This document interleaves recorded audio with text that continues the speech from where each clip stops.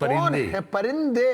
परिंदे। उनको क्यों ढूंढ रहे हो आप? में आती है। Honor killing। लेकिन आपने इसके लिए एक किलर भी हायर कर रखा है। बैंगलोर में कुछ 60 किलोमीटर दूर एक पहाड़ है। वो पहाड़ मैंने सुना है कि वहाँ पर शोले का रामगढ़ जो था ना, वो भी वहीं बना था। और छोटा सा क्यूट सा बंदा कैसे कैरी करेगा ये फिल्म को और इस सॉन्ग को, मैं हमेशा दुविधा में रहता था, क्योंकि मैंने सब लंबे चौड़े ही हीरो देखे थे। आमिर, जूही, राज जोशी और जिस एक्टर्स के साथ काम करते हुए ऐसा लग रहा था कि यार हम शूटिंग में नहीं आए, हम मस्ती मजाक ट्रीट एक टूर पे आए, एक पिकनिक पे आए। जूही चावला जी के साथ आपका कैसा रहा सेट पे? Beautiful. Juhi is like a doll. किस तरीके से उन्होंने प्रमोशन करी थी, राइट। ये आप हमारे श्रोतागण को बताइए। एक Aamir Khan an actor and Juhi Chawla an actress had arrived and they become superstars.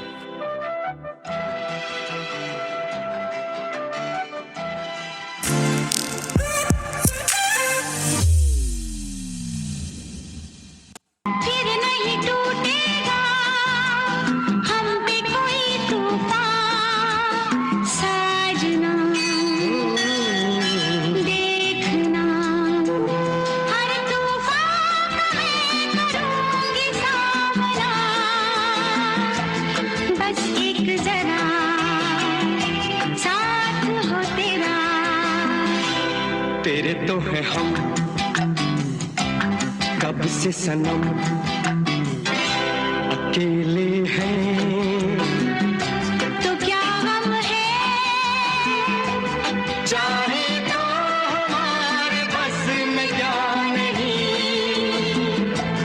बस एक जरा साथ हो तेरा।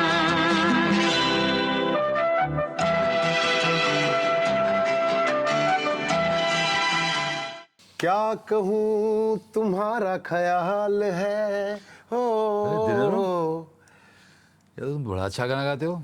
दुआ है आपकी। आप ये बताएं थोड़ा और कि सुना दो, और सुना दो। फिर भी जाने जा मैं कहाँ और तुम कहाँ, ओ गजब का है दिन सोचो जरा, भाई ये कमाल है। दीवानापन देखो जरा, तुम हो अकेले हम भी अकेले चर्चा आ रहा है। वाह, मैंने तो सोचा भाई ये डिटेक्टिव है, खुराफाती है। गाना भी अच्छा गाता है भाई, मतलब ये वेरी सब गुड यार, आपकी बढ़िया दुआ लगा। है। सो मैं इस सीन का जो हमारा अंदर की जो चर्चा है आपसे, वो ये है कि दो खुश रहने वाले कौन परिंदे। है परिंदे? परिंदे। उनको क्यों ढूंढ रहे हो आप? अब देखो हम कहानी के किरदार के हिसाब से हम चलते हैं। अब जब मेरी बहन जूही चावला और आमिर खान घर से गायब हो जाते हैं, भाग जाते हैं, तो डेफिनेटली घर का माहौल बिगड़ ही जाएगा, है ना। एक दूसरे के खून के प्यासे बन जाएंगे। तो अभी जवान खून है घर का बलवंत सिंह एक कैरेक्टर है जो पावरफुल है, और मामा जी का शिष्य है, तो मामा जी भी इतने जोश वाले हैं, गुरूर वाले हैं, दूसरे वाले हैं, तो मैं भी ऐसे ही। तो मैं उनको ढूंढ रहा हूँ चप्पा चप्पा, गांव गांव, कि ये आदमी को और लड़की को देखा, क्योंकि हम मेरे मन में था और मेरे फैमिली के मन में था कि इनको देखते ही मार दो। नहीं, मार दो तो मेरी बात समझ में आती ऑनर है, किलिंग। लेकिन आपने इसके लिए एक किलर भी हायर कर रखा है। ये तो आगे हायर होगा, आगे हायर होगा। ब्रिज गोपाल नाम है उनका, जो एक कैरेक्टर को हमने हायर किया था, तो वो आगे हायर होता है। पहले तो हम स्पॉट करते हैं कि किसी ने बोला कि ये वहां पर पहाड़ के ऊपर जो घर बांधा गया वो उस परिंदों ने बांधा। क्या आप हमारे दर्शकों को बताना चाहेंगे कि वो घर कहाँ था? हाँ, ये जरूर बताना चाहिए, गुड क्वेश्चन। ये हम शूटिंग कर रहे थे बैंगलोर में, है ना। बैंगलोर में कुछ 60 किलोमीटर दूर एक पहाड़ है। वो पहाड़ मैंने सुना है कि वहाँ पर शोले का रामगढ़ जो था ना, वो भी वहीं बना था। अच्छा। हाँ, वहीं शूट हुई थी। तो ये बैंगलोर में उसी जगह आसपास ये पहाड़ है, पहाड़ में ये घर बना गया था। और आपको कमाल की बात ये सुना है कि अब जब गाने का जिक्र किया ना, तो हम तो जब शूटिंग होते तो हमको सुबह सुबह बुलाया जाता था, साथ में ही, बस में बिठा के लाया जाता, क्योंकि वो 60 किलोमीटर दूर था, बार बार किसी एक्टर को लाना ले जाना मुश्किल होती है। होता है। तो हम लोग बैठे रहते थे, सीन चलता था, हम भी देखते रहते थे, फिर बातें करते रहते थे। तो ये गाना चल रहा था तो हमको तो टाइम पास करना था। तो आमिर खान, मतलब तब हम वो डांस कर रहा था और क्यूट सा बंदा, मैंने बोला यार ये आमिर खान इस लुकिंग लगा, ये दोनों पैर है ना परिंदे नहीं रहे, बतख लग रहे, बतख। जिस तरह का वो गाने में वो जो उनका रोमांस दिखाया है ना, यंग आमिर, यंग जूही, वाओ। वो बतख की तरह। तो मैंने बोला यार तुम दोनों यंग बतख हो। तो ये बतख का जिक्र इसलिए आया कि वो गाने का जिक्र आया, तो बहुत ही क्यूट लग रहे थे। और मैं तो थोड़ा परेशान भी था कि यार हीरो तो बड़े लंबे चौड़े गाना गाता है, ये छोटा सा क्यूट सा बंदा कैसे कैरी करेगा ये फिल्म को और इस सॉन्ग को। मैं हमेशा दुविधा में रहता था, क्योंकि मैंने सब लंबे चौड़े ही हीरो देखे थे, चाहे वो शम्मी कपूर हो, शशि कपूर हो, राज कपूर हो, या मतलब उस दौरान के सारे लोग कपूर खानदान के, file file file. Shatrughan Sinha. yes। तो एनीवे हर इंसान की अपनी डेस्टिनी होती है, हर फिल्म की एक डेस्टिनी होती है। And you know where is Aamir Khan बिल्कुल नाउ। बिल्कुल बिल्कुल बिल्कुल। सो क्यूएस क्यूटी जो आज मुझे लगता है कि 31-32 साल तो हो चुके हैं उस फिल्म को आए हुए। 87 टू 40 साल पूरे होना है कि 2 साल के बाद, वाह, है ना। बड़ा कल्ट फिल्म।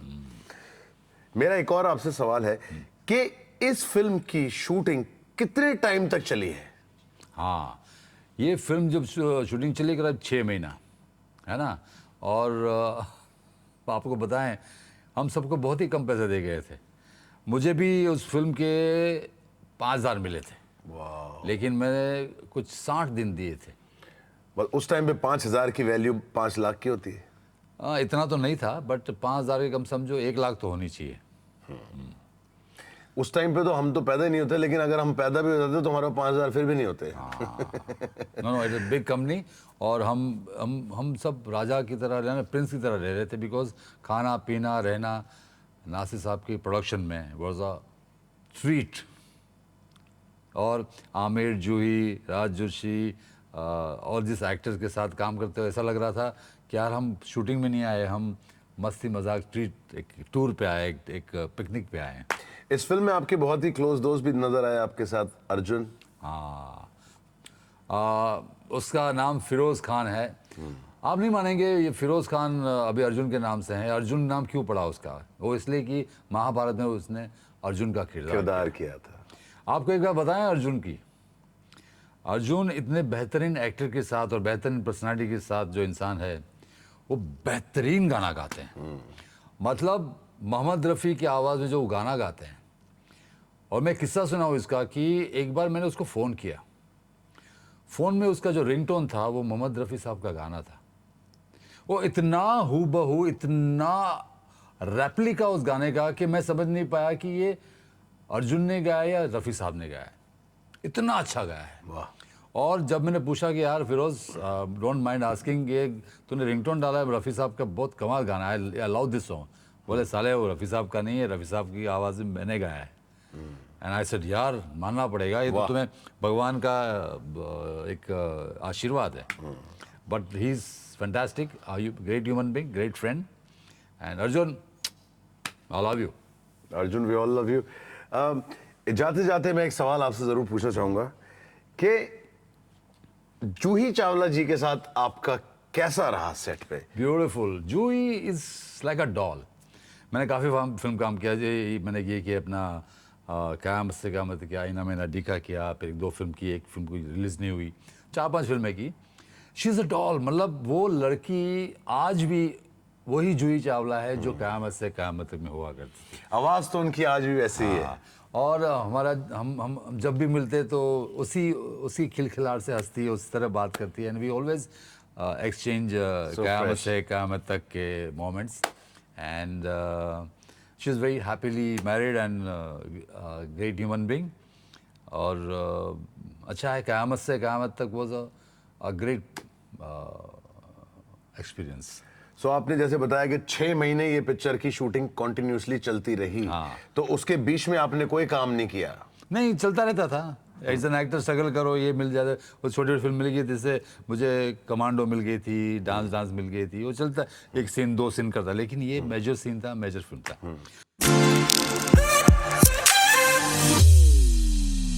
तो शिवा सर, आप सबसे अहम सवाल ये है मेरा कि QSQT की प्रमोशन कैसे की थी आमिर खान साहब ने? किस तरीके से उन्होंने प्रमोशन करी थी? राइट। ये आप हमारे श्रोतागण को बताइए। ये कमाल का किस्सा, ये उसी वक्त का है जब रिलीज़ हो रही थी फिल्म।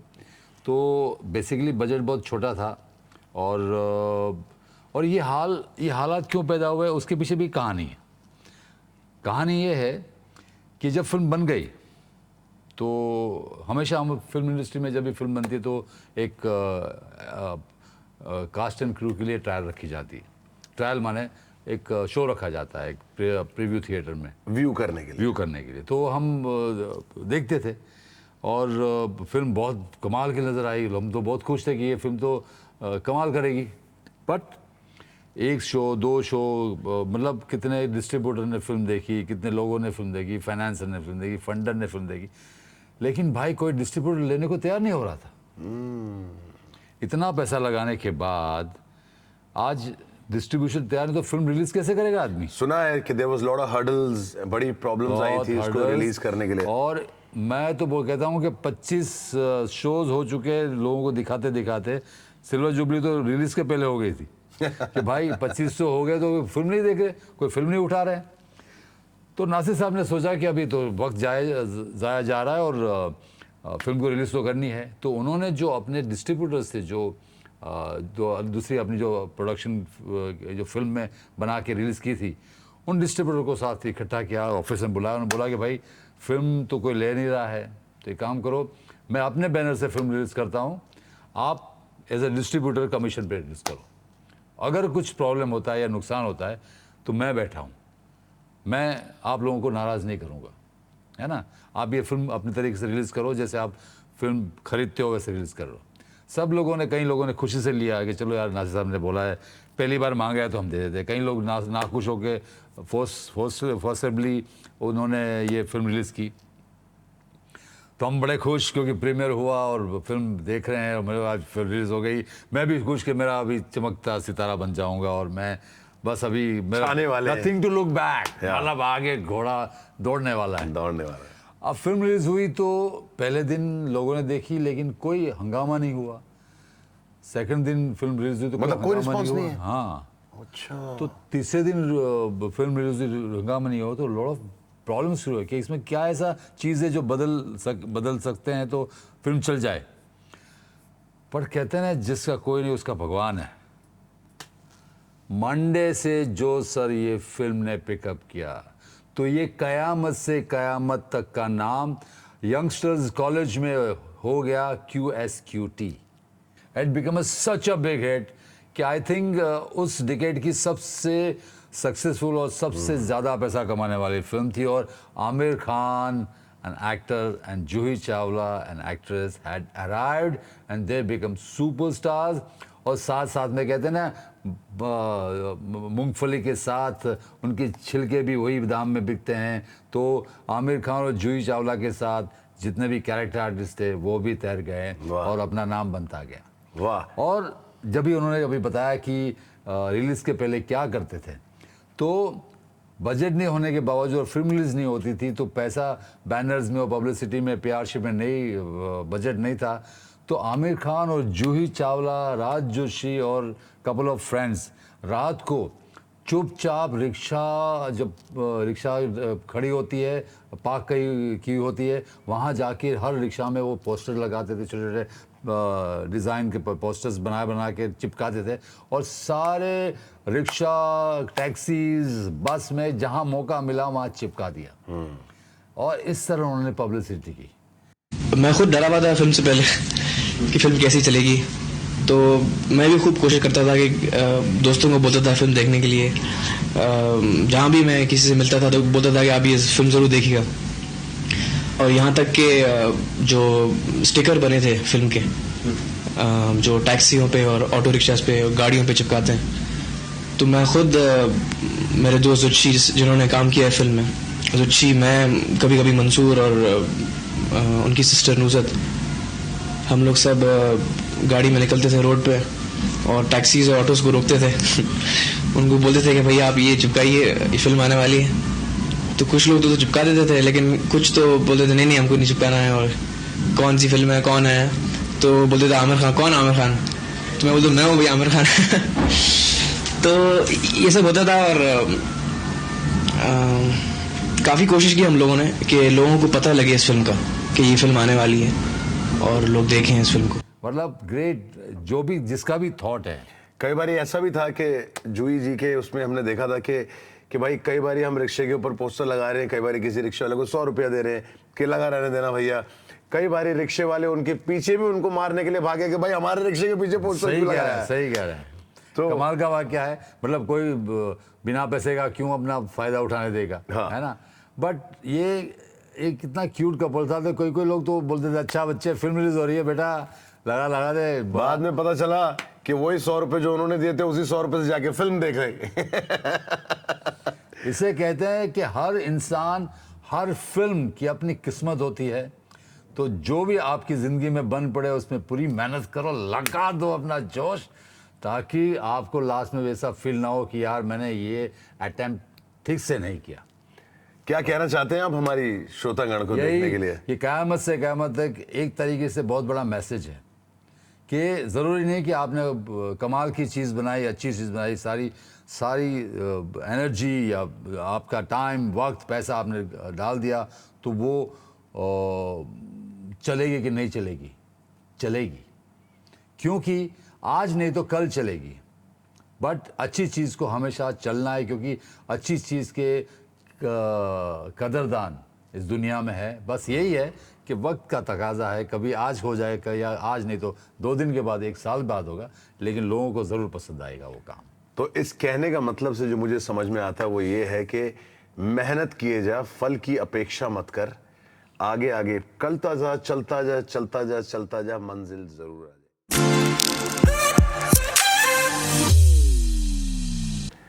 चलिए क्लाइमेक्स की ओर चलते हैं। वो रहा,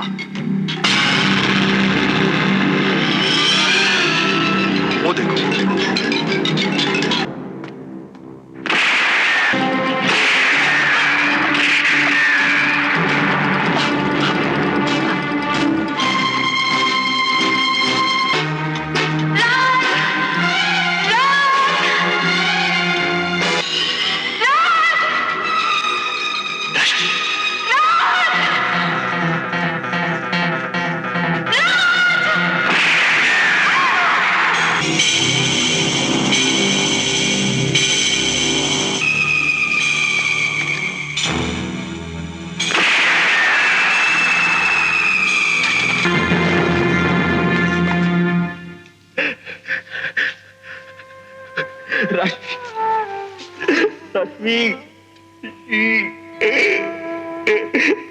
सर,